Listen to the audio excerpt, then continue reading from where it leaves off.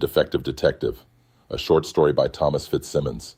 New York City has no shortage of crimes, but it may be running out of real detectives. When a corpulent, glistening, camera-hungry NYPD detective sachets onto a crime scene, it quickly becomes clear he's less interested in justice than his hair, his angles, and his imaginary casting calls. He talks like a celebrity, poses like a leading man, and treats every crime scene as a potential screen test.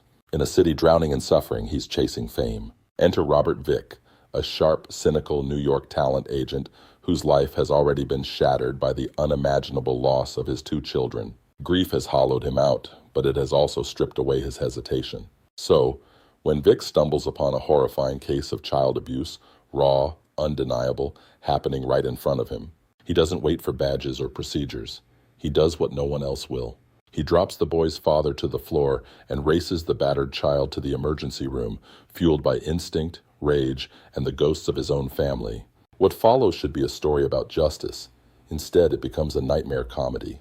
The assigned detective turns out to be catastrophically unfit for duty, vain, clueless, and grotesquely self-absorbed. Rather than protecting a vulnerable child or pursuing accountability, he sees opportunity. The case is dark, it's edgy, it could be his breakout role. And somehow, impossibly, Vic, still bleeding from grief and moral urgency, finds himself trapped in the detective's delusions. As the child's situation worsens, the investigation curdles into farce. Justice is delayed, truth is sidelined, and Vic is coerced into playing along, drafted into helping the detective polish a performance instead of building a case. What should be an act of courage becomes a twisted audition where suffering is set dressing and integrity is negotiable. The Defective Detective is a biting, darkly comic takedown of narcissism, institutional failure, and a culture that mistakes visibility for virtue. By turns tragic, absurd, and unsettling, it asks an uncomfortable question.